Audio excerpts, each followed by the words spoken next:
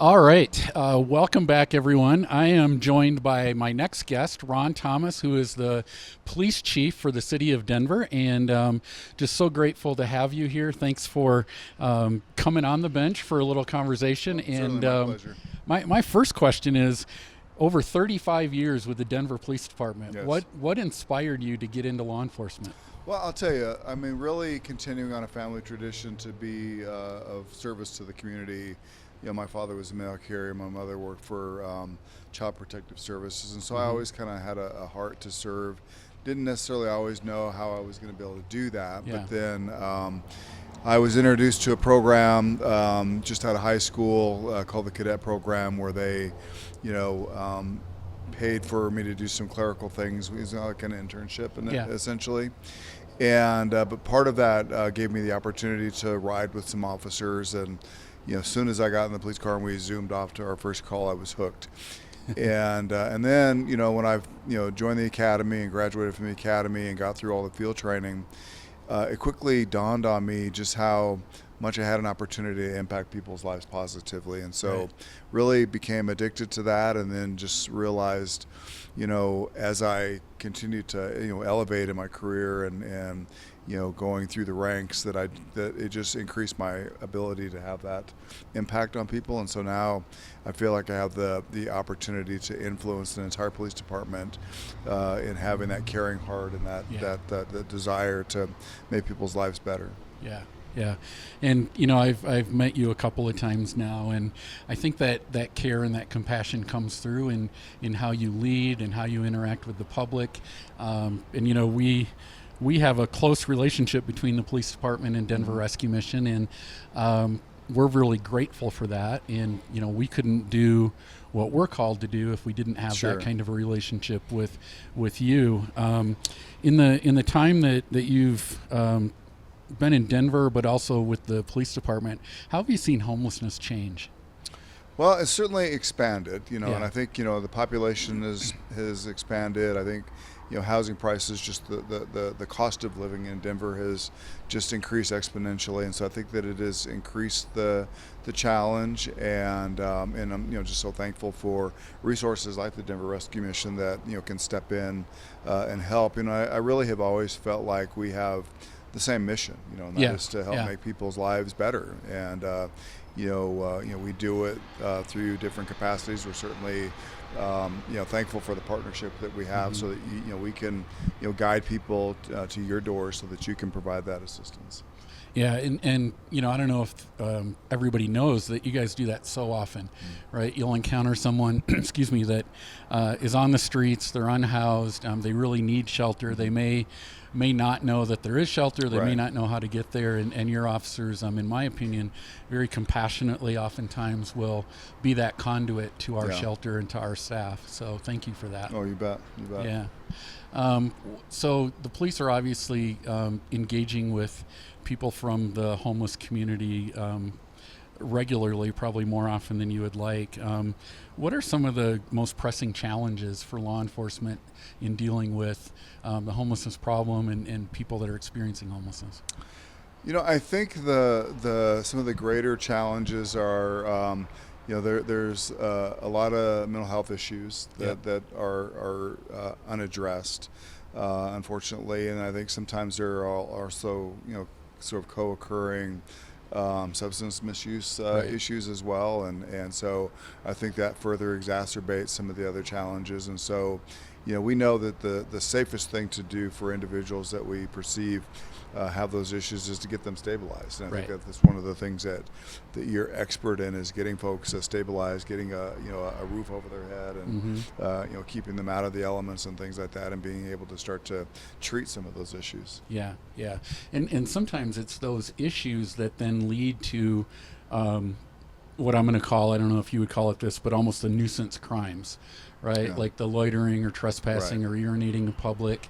And then that can start the system getting Yeah. involved, which makes it harder for that person to get out. Yeah, and we really don't look forward to putting people into the criminal justice Right. system and impacting people for some low level things that they probably are only doing because they're not housed. And Right. so but we understand, that cycle, and we want to try to do our part by, navigating people to your door so that you can, begin to take over and help. Yeah. How do you balance that? Because, right, your jobs are to obviously enforce the laws, and when somebody breaks the law, they should be held accountable. But how do you balance that with, this is a person that is suffering from significant mental illness and may not even know that what he or she was doing was wrong? How do your officers on the street really make those decisions? Honestly, I think it just comes back to why we all took this job. I think we all took this job to help people, and I think we all recognize that, putting somebody in jail for some low-level offense is not necessarily helping them, especially when we understand that that it's their circumstances that probably led them to committing that that low-level offense. And so, I don't think it's a difficult decision at all to understand that what somebody needs is support and a place to stay, and and having that be the direction that they take rather than strictly enforcing the law. Yeah, exactly. Yeah, and it seems like we're in a culture that is becoming more tense by the day, and sometimes those tensions involve law enforcement with people's perceptions of law enforcement, or the police are doing this or they're not doing that. How, in your job as chief, right, leading this really large department, how do you go about keeping the morale of your officers up when there's so many people that are, any chance they get, taking pot shots at you and what you do? It can be tough, and one of the things that I tell recruits in the academy, I mention it, the day they graduate, and it's probably part of promotional speeches and things like that, is to remember your why. And again, if we remember that that we got into this business to help people, I think that being able to go to sleep every night knowing that you did all you could to help somebody, I think helps you absorb some of the abuse that you take from members of the community that don't necessarily understand what you're doing or why you're doing it. Yeah, that's really good. And we have that on a much lower level than you do, but we frequently they're not doing enough, or what they're doing isn't helping. So I understand that too. Now, one thing I'm interested in is you spearheaded the Denver Police Wellness and Resiliency Program. And how does supporting the officer well-being, how does that improve the jobs that they do out in the field? Well, I think that officers' mental health is very important to care for. And, I started, like I said, 37 years ago, and it wasn't really something that anybody paid much attention to. And I think it's just lucky that those of us like myself got to the lengths that we did in our careers, because, we've all been involved in a lot of traumatic events, and some of those events take a toll on you. And sometimes people end their careers earlier than they want to, because they just can't continue. And so I'm glad that we are able to be much more intentional about addressing people and helping them process their traumas so that they can have those long and healthy careers, and they don't have challenges that are really born from not being able to process that traumatic event that may have happened some time ago. Yeah. That's really good, and it's so important. And even here, our staff see trauma, and they experience people threatening them or death. I can remember a couple of months ago, a staff person who's on the front lines came up to me, and she said, "Do you know that in the last 4 shifts I've done CPR 5 times?" Wow. And that's a trauma. You're using the right word, and we're trying to go on that same path that you are. Is okay. So, how do we deal with it when it happens? Then how do we make sure that you can process through it in the way that you can, so that you can come back and also be healthy even after you leave this profession, right? Exactly. Which is so important. So thank you for that work. What's something you wish the community would know about the police department? I wish that, quite honestly, they knew exactly why all of us got into this business. We all, like I said, got into this business to help people, to make lives, people's lives better. I have an exercise that I go through when I meet academy classes for the first time. I ask each one of them, who are you and why are you here?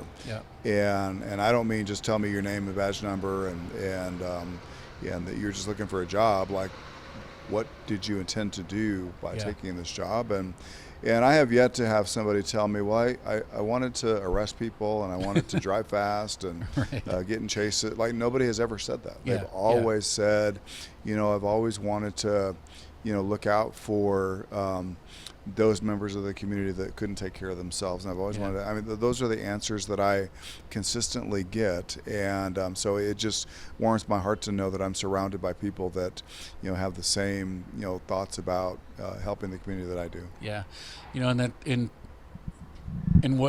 what you're saying is true, right? I've had, you and I met a couple of months ago, and then after that I've met with several of the commanders and lieutenants throughout the different areas, and to a person, every single person that I've met has come through with that exact same thing. Yeah. They're in this to help people.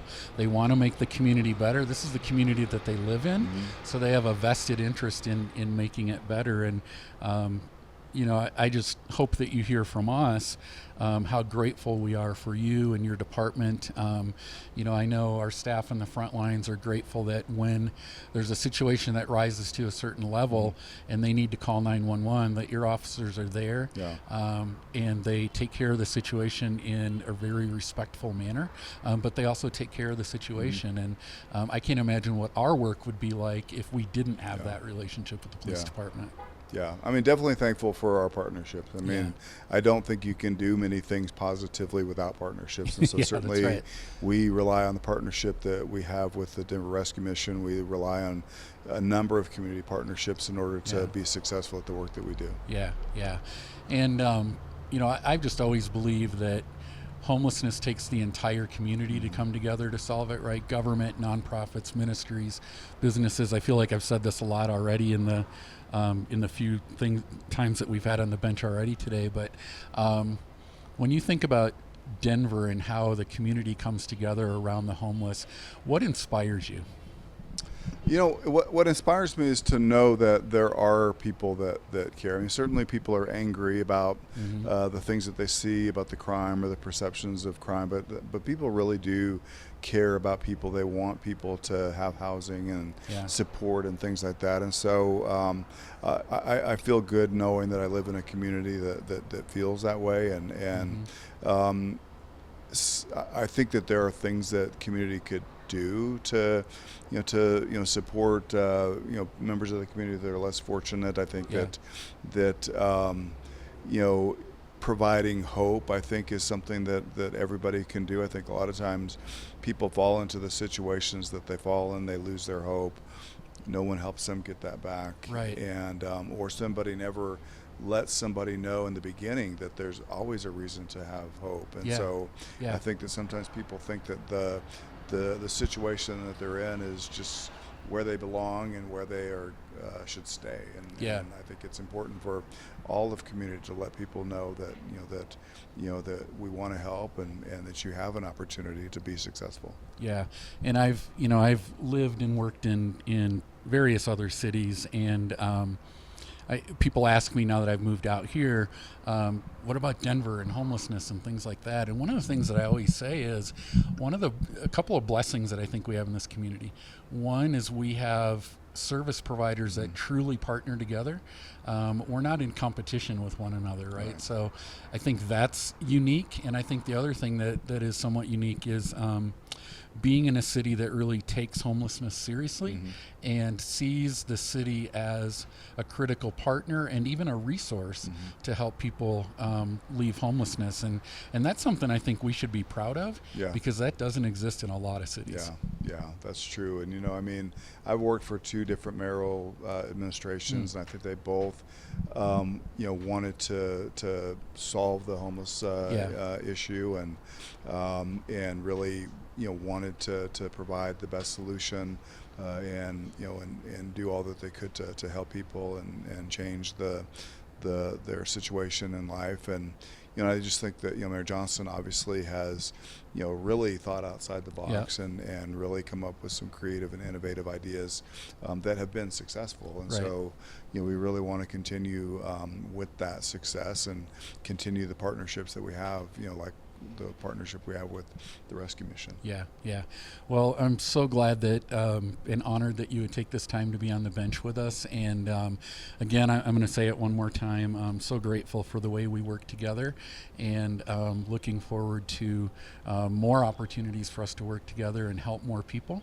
And just thank you for your service. Thank you for all you do. And You bet. thank the people at your department as well. I will. Well, thank you. All right. Thank you. Thanks, Chief. Yep. Good to see you. And we'll take a short break, and we'll be back with our next guest.